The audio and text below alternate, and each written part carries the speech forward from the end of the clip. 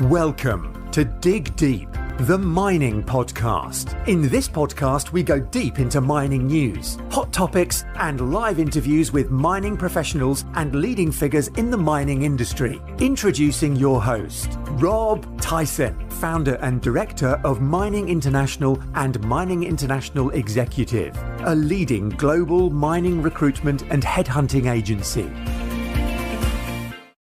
Hi, mining community. Welcome back to another episode of the Dig Deep, the mining podcast. And today's guest is Oliver Gunasekara, who's the CEO of Impossible Metals, whose mission is to preserve the deep ocean ecology whilst they unlock the potential of the seabed critical metals, accelerate the transition to sustainable energy. They built an underwater robot which selectively picks up these battery rocks without harming the environment. Oliver is a business leader. He's over 30 years of experience, encompassing three of the major technology trends in mobile computing, cloud computing, and multimedia technologies. And he's on the podcast today to sort of discuss Impossible Metals' approach to deep sea mining, using underwater vehicles that collect metals from critical minerals and metals for EV batteries without harming the seabed ecosystem. So that's welcome Oliver to the podcast, and let him tell us a little bit more about the company and about their technology. So how you doing, Oliver? Yeah, I'm good. I'm super happy to be here. Yeah, and I appreciate your time. You're over obviously in Silicon Valley. At the time of obviously recording this podcast. So I just wondered if you could just tell us a little bit more about your career, about your background. And obviously we were just discussing before we went live. You moved over you're originally from the UK, moved over to Silicon Valley 18 years ago. So I just wondered if you can just give our audience a little bit a background about yourself to sort of current day. Yeah, grew up in the UK, did electrical electronics at school. I was fortunate to join the small startup in Cambridge, UK, called ARM, that does microprocessors for a whole bunch of chips. I ran kind of the mobile biz dev at ARM for about a decade, got the opportunity to work in Japan. Last job at ARM was after ARM had gone public, was the VP of corporate development, where I was looking at actually acquiring and investing in startups, of which I did a few. That is the job that ultimately got me to relocate to Silicon Valley about 18 years ago. And then I left ARM. I really had the bug to go back to smaller companies. You know, ARM was a few thousand people public. So I worked as a consultant to a bunch of startups. And then in 2012, I founded my own startup that was really in the video compression and streaming space. We ultimately ran that for 7 years as CEO and co-founder, sold it to Xilinx, which is now AMD, and they now have a chip that has this new way of encoding video for live streams. We won business with Amazon Twitch. And then, 2020 kind of came around and was thinking about what to do, and got increasingly concerned about the climate. We had really bad wildfires, and I happened to discover that there were these rocks on the seabed floor that had all the metals that we absolutely need to electrify, to move away from fossil fuels. But I was a bit horrified to see that the tech that people were using was actually designed in the 1960s. It's this dredger and riser pump system. And it seemed strange to me that there hadn't been any technical innovation in that collection. And so I decided to create, what would be my third company called Impossible Metals, focused on really building very advanced 21st century technology to pick up this resource with less environmental impact and less cost and be more scalable. And that's where we are with Impossible Metals. Yeah, I just wonder if you can just give us a quick overview of or a quick snapshot of the company. Yeah, we are about a 3-year-old technology startup. We've raised about $12.5 million to date, and we are primarily building these new form of autonomous underwater vehicles, or AUVs, or autonomous robots that can go up to 4 miles, 6,000 meters underwater to the seabed floor, and using their array of cameras and robotic arms, pick up the battery rocks, the nodules, and bring them to the surface. And by using a fleet of these robots, we can actually do millions of tons a year. Where we are right now, we've built 2 proof of concepts. The first proof of concept we built in 22, and that was a shallow water proof of concept that really showed the robotic arm working, the vision system working, the autonomy, the buoyancy engine. And we are in the process of testing our 2nd-gen robot. This is the one that's rated at 6,000 meters or 4 miles. And we hope to have success of picking up a nodule from the deep ocean by the end of this quarter, by the end of March this year. What are your thoughts on the news that Norway recently approved deep sea mining? I think it's encouraging. Norway has large amounts of seabed minerals in its exclusive economic zone. And so there was a vote in their parliament where there was an 80% majority to open the process.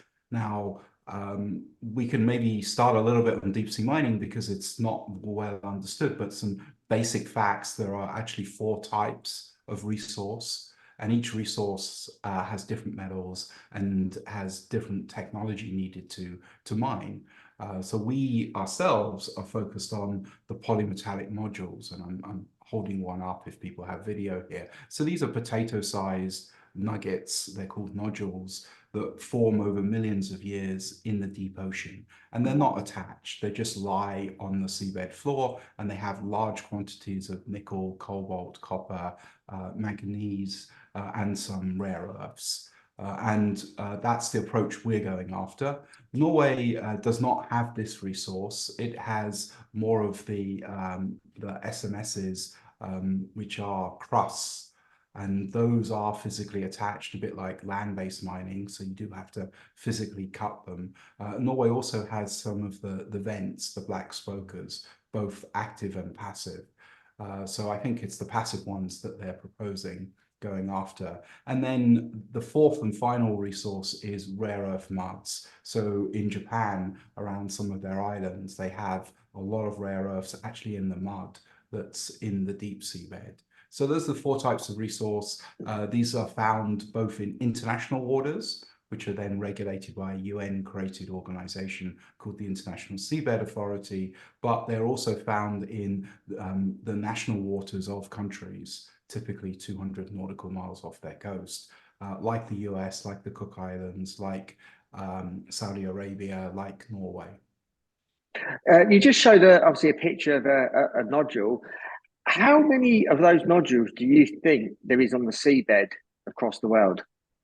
Trillions. In fact, there have been quite a lot of exploration over the last 150 years since they were discovered. So there are already something like almost 40 exploration permits issued for deep sea minerals, 31 of them by the international body in international waters. And as part of that, they have to do extensive surveying and baselining.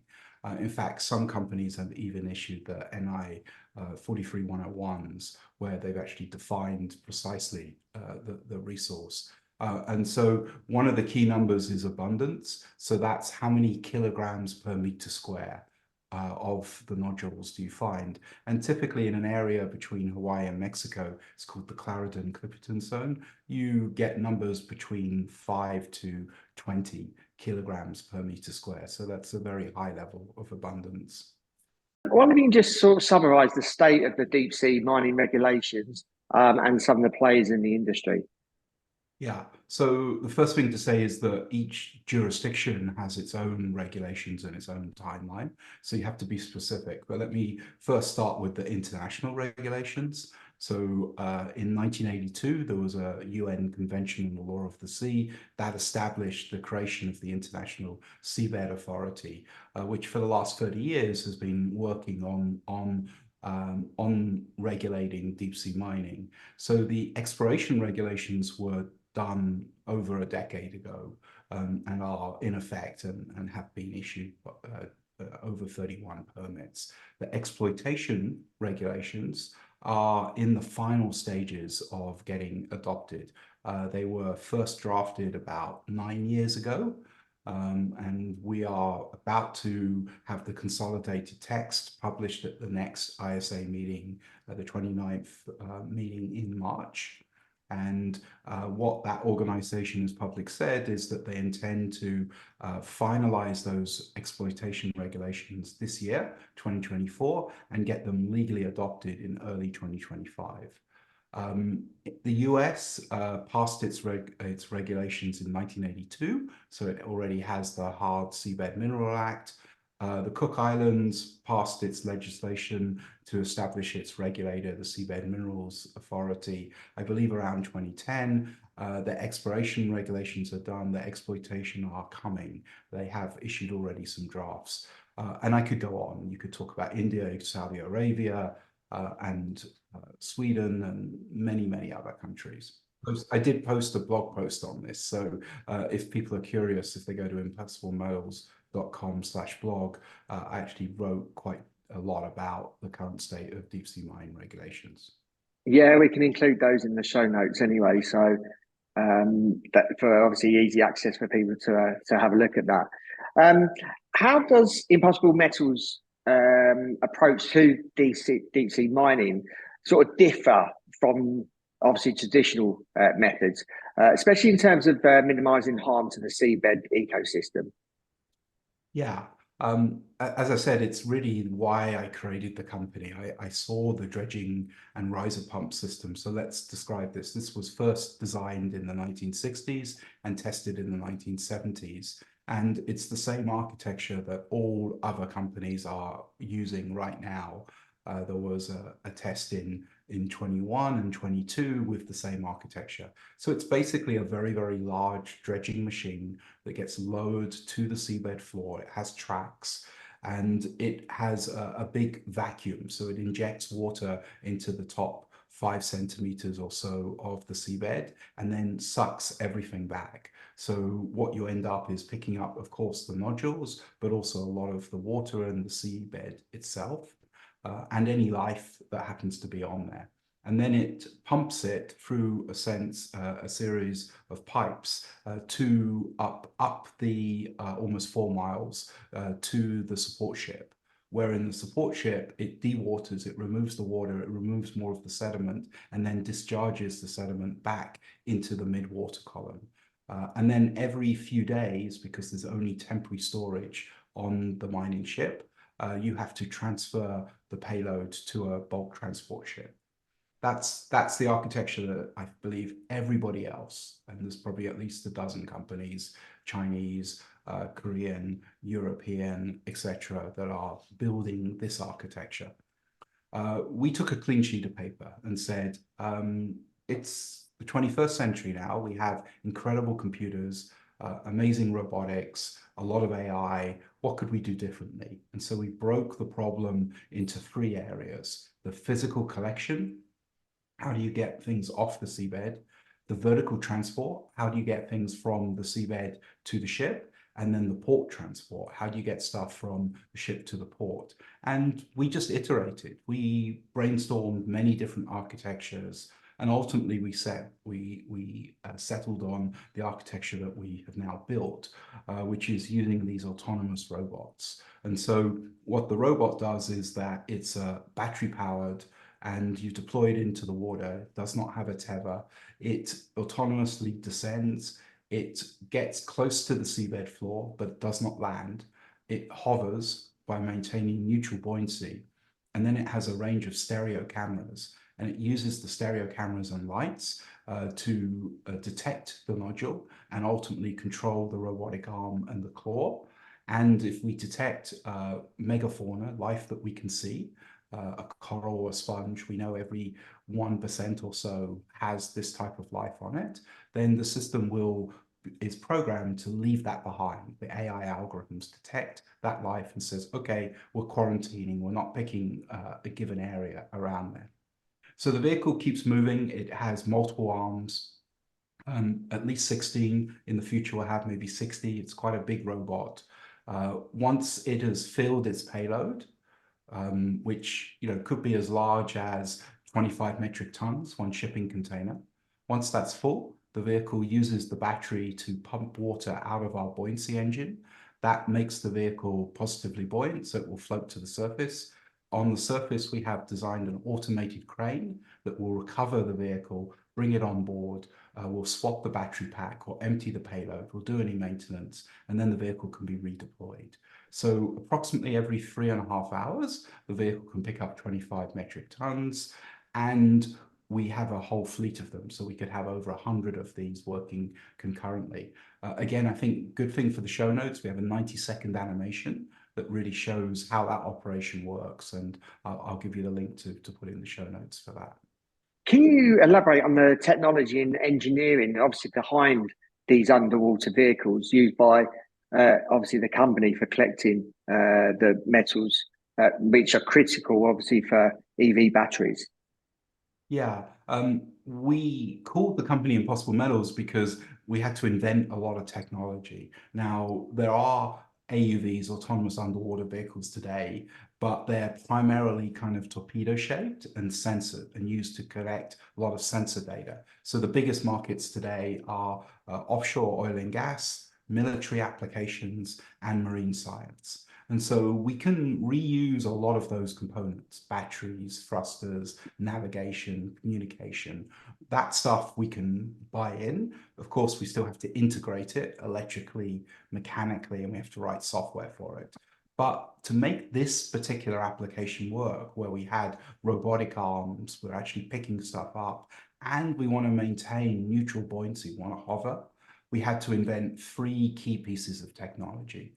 The first technology is the buoyancy engine. So that's the capabilities to keep the vehicle neutral, to hover. And it's a little more complex because each time you pick up a rock, you're adjusting the weight of the vehicle. And so you have to compensate for that, otherwise it will sink. And so we needed good dynamic buoyancy. We needed something that could work at 6,000 meters. And so that makes it pretty complex. So we designed our own pumps, our own buoyancy engine. We have multiple patents on that. The second key piece of technology we had to invent was a robotic arm. There are plenty of robotic arms that go on underwater vehicles, but they're not designed for speed. They're designed for slow operations, operating a valve, picking up one sample, etc. We needed a system where we could have multiple arms and they could move really quickly. Because as you know, mining is about speed. It's about how many millions of tons can you pick up in a year. So we took something that you would normally see in an industrial automation factory, a delta arm, where we have 3 limbs and it can move incredibly quickly. So we've already proven that our arm can, from seeing the nodule to placing it in the internal collection point, we can do that in 2 seconds. And that's super fast. So that's something that we had to uniquely design. Also, the end effector or the claw is a unique design. We wanted to minimize the sediment disturbance. So we have patents on that. And then the third area is really the AI algorithms. It has to operate fully autonomously. There's no human operator. You program the mine mission and then it goes and executes it. And so the vehicle has to, of course, navigate itself, but when it's actually picking, it has to physically find the nodule on the seabed and move the robotic arm over it so it can pick it up. We proved that, but now it also needs to detect the megafauna, the corals, the sponges, or other forms of life. So we have a very powerful NVIDIA GPU on board where we run those AI algorithms. So those are the 3 unique pieces of technology that we had to invent. What measures will Impossible Metals take to ensure, obviously, environmental sustainability in their deep sea mining operations? I suppose particularly in relation to protecting the seabed ecosystem. Yeah, I mean it's fundamental to what we do. I mean we really architected a new system based on the fact that we didn't like the sediment plumes, these clouds of sediment that are generated from a tracked vehicle. We didn't want to have the noise associated with a riser pump system. We didn't want to have the biodiversity loss. We know there isn't a huge amount of biomass deep in the ocean. In fact, 70% of it is bacteria. So that shows how little real biomass is there, but it's super unique. Like you go a few tens of miles away and you'll find completely different species. And so the biodiversity is really important to us. And so by developing a system that can do selective harvesting, where we can program what to leave, how much to leave behind, and the fact that we don't generate sediment plumes and we don't need to generate a large amount of noise by pumping the material up and down the water column. We don't need differential positioning, which is the big thrusters on the ships that keep them very still. Unfortunately, that generates huge amounts of noise, and that's at the top water column where you have big marine life like whales and dolphins. So, we took the science statement that already talked about the criticism of the 1960s approach, and that was part of our input for how we could build a better system.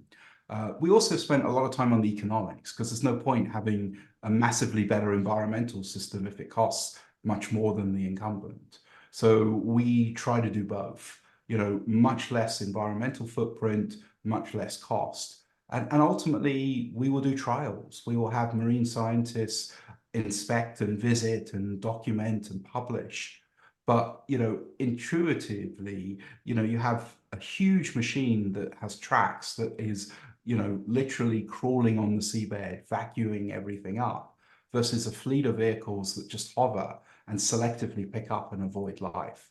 And so I think it's pretty obvious to show that one has much less impact, but we will ultimately get marine scientists to publish. And, deep sea mining is highly regulated.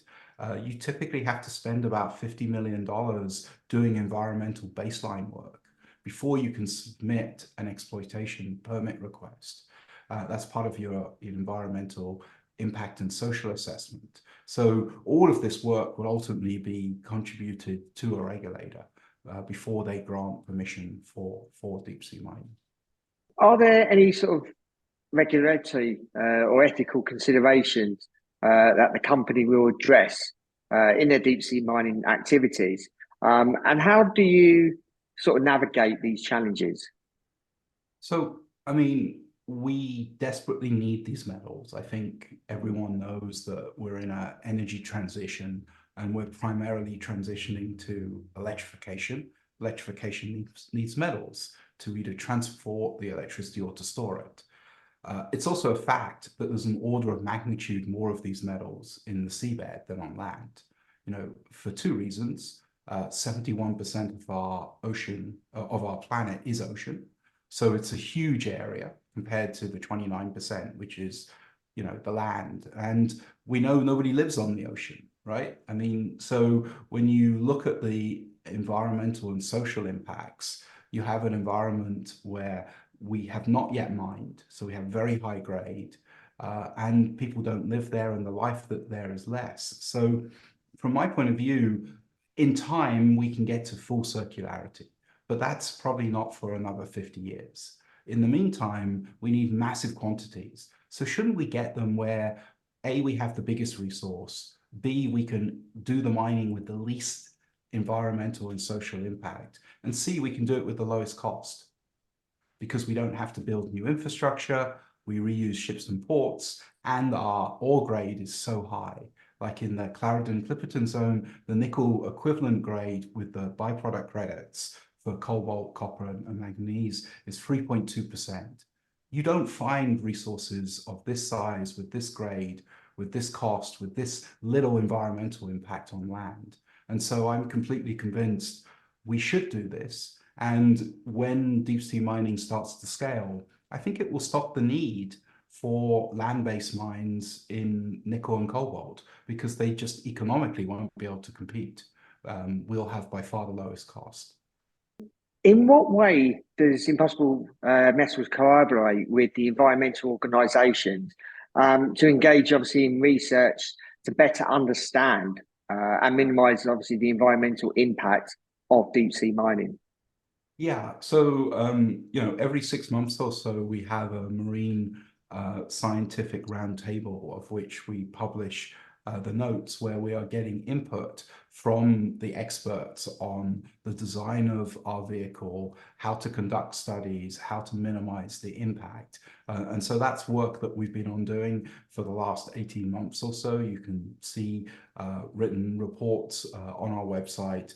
But as we are entering into the phase where we're about to be doing ocean trials, we will encourage and hope that we will get marine scientists to actually publish results from those trials. That's something that, you know, we haven't yet had the capabilities because we're only just beginning to do deep water testing. But absolutely, you know, we want to be able to have published independent scientific data that shows that our sediment disturbance is much less, our biodiversity is much higher because of the selective harvesting, our noise and light pollution are much less. So we can say it, we can show it, but ultimately we want marine scientists to publish and to have documented evidence. How will Impossible Metals ensure transparency in their operations?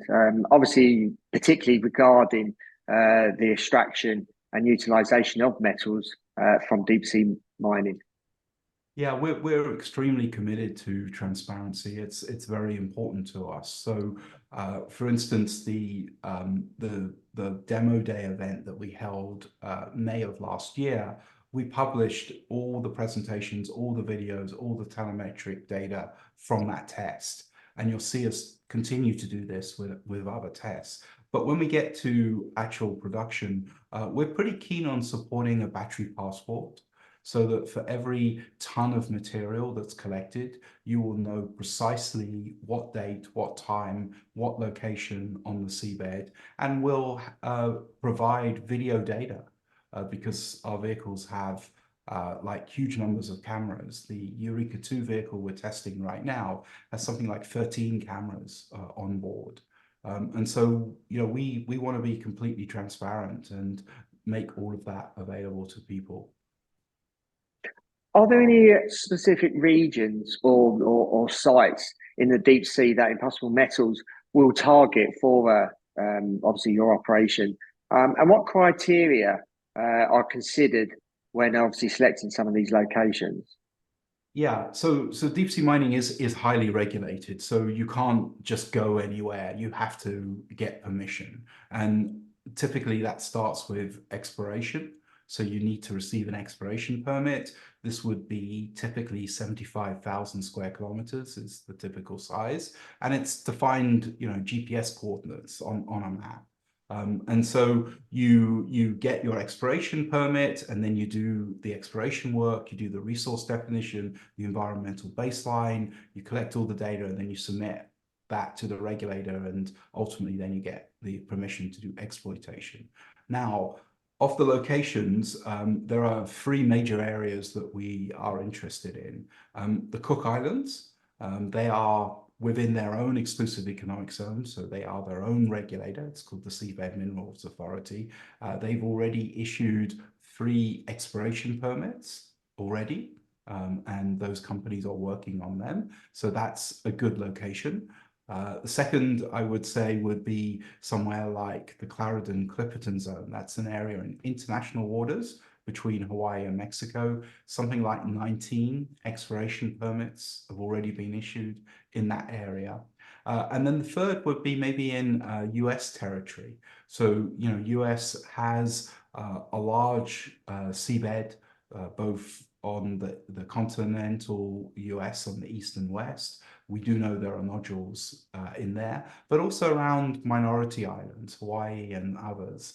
And in 1982, Congress passed the legislation that allows the Department of the Interior to actually lease these areas. So those are probably the 3 areas that we are the most interested in the short term.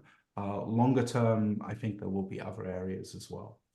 How does Impossible Metals contribute to the broader conversation on sustainable resource extraction and the transition to obviously greener technologies?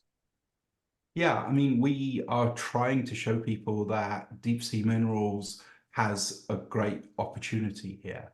You know, I think everyone agrees we need 500% more mining to get these transition metals to get to net zero. I saw some data from the IEA saying 1,000 new mines by 2050.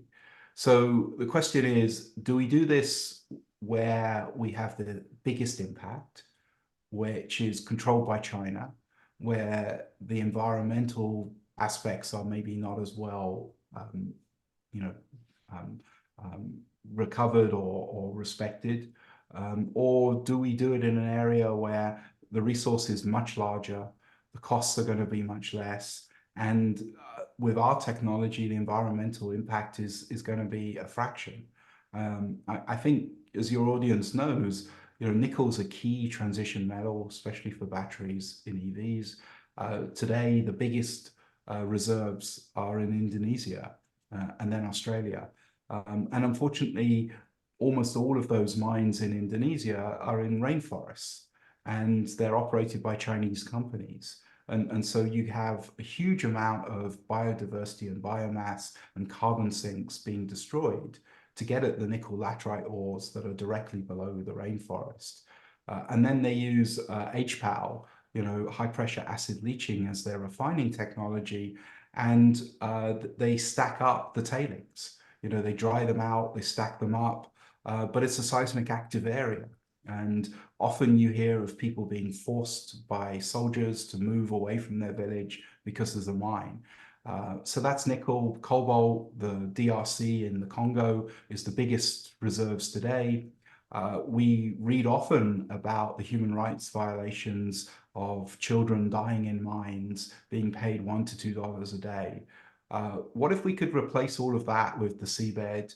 What if, one of the things I really like about the international treaty is that it's there for everybody. There's this concept of the benefits for all humankind. So there will be a royalty. The ISA, the International Seabed Authority, is now deciding how will that royalty be spent. My view is we should pay children in the Congo to go to school instead of working in a deep mine. And that potentially could happen. So I feel very good about what we're doing. I know there are a lot of environmentalists against deep sea mining because we haven't done it, but we do need these resources. And with our technology, we really preserve the habitat. We don't destroy it. And I believe that's the first time ever that we've been able to do mining where in situ we preserve that habitat. If we see life, we leave it behind. I don't believe that's ever happened before. And that's really something that our technology and the deep sea make possible. Can you discuss the ongoing future innovations that Impossible Metals are exploring to sort of further improve the sustainability and efficiency of their deep sea mining operations? Yeah, I mean, we obviously have a path to scale our technology. So we're about to test what we call Eureka 2 in the deep ocean. But Eureka 2 only has 100 kilogram payload. So it's about the size of a small car, 3 arms. It's not large enough for a production operation. So we are in development of Eureka 3. This is a much larger vehicle that has 16 arms and has 6 tons, 6,000 kilogram payload. So that's the next major design. It's basically the same architecture, just bigger. And we're also in design of an automated launch and recovery system, an automated crane to speed up the operation. So those are 2 developments. We also have a small team that's researching how could we do better refining. And this could be applicable to both land and seabed resources. Today we have primarily 2 approaches. Pyro, where we roast at high temperatures, or hydro, where we leach with strong acids. What if there was a third approach? What if we could use naturally occurring bacteria to break down the ore without any of the negatives of large energy or large amounts of tailings, toxic waste? And so we have a small team that's researching that. And we hope that that's something that we could scale up, not just for the seabed, but for land-based ores as well. And lastly, just wondering if you can just give us prediction of what's happening with you guys over the next sort of 6 to 12 months, the outlook, and also, is there anything else that you want to tell our audience around, I suppose, your company and your mission in deep sea mining? Yeah, I think the next 6 to 12 months are, test and succeed in picking up a nodule in the deep ocean. That's a big milestone for us with our autonomous underwater vehicle. We will be only the second company in the last 50 years to achieve that, and one that's using very, very new technology. So that's the major milestone. Obviously, we're a startup, so we will look to raise a Series A in the next six to 12 months as well, that will allow us to continue the mission and keep going. Final thing I would say is, everything you kind of read about deep sea mining is kind of based on this 1960s invented technology. If you use 21st century technology, you can kind of change the equation. And, I'd reiterate, it's a fact that the reserves in the seabed are orders of magnitude bigger than all locations on land. That's a fact. It's also going to be much less expensive because we don't need new infrastructure. We don't need to build a motorway or a train line or a village or a power plant. We just reuse ships and ports. And the ore grade is so high. 200 years ago, we had ore grades of 20%, but nowadays we're at a fraction of a percent. But in the ocean, we're at 3.2. And then finally, with our technology, we can do it without hurting any people. There's no people living in the deep ocean. Our system is fully automated. And from the environmental standpoint, our AI detects life and preserves it. So, in all of those metrics, economic, size of the resource, and environmental and social impact, I believe we're a massive win. And that's why I think, from 2030, we're going to have a big place generating, many, many millions of tons of ore that will contribute to, 10 to 20% of the worldwide production of nickel and cobalt in the next decade. Oliver, really appreciate your time. Thank you for sharing your insights to deep sea mining and obviously Impossible Metals as well. And wondered if our audience wants to reach out to you, if they've got any questions, especially if they want to follow the story and follow how you're going with obviously the new technology and going into operation. How can they go about doing that? What social media platforms are you on? Yeah, I think the best one is our website, impossiblemetals.com. We have a YouTube channel called Impossible Metals. We have a quite active LinkedIn page and X, Twitter as well. But it's all linked from our website. So I would send people to impossiblemetals.com. Yeah, certainly. And they'll be included in the show notes so people can have easy access to them. So, like I said, really appreciate your time. Perhaps you can come on later this year, next year, and give us an update. Sounds great. Thank you very much for the opportunity. Yeah, no worries. Thank you for listening. Hope you enjoyed that episode. Obviously, we on this podcast is mainly all about mining on the land, but this is obviously something different, and there's obviously a big future in deep sea mining. So please share this episode to as far as wide as possible. People that you know in the industry, no matter what country, continent you are, please keep sharing these episodes. Really appreciate your continued support. And until next time, happy mining. Thank you for listening. Remember to reach out to Rob via the show notes and be sure to subscribe and leave a review. Until next time, happy mining, helping each other to improve the mining industry.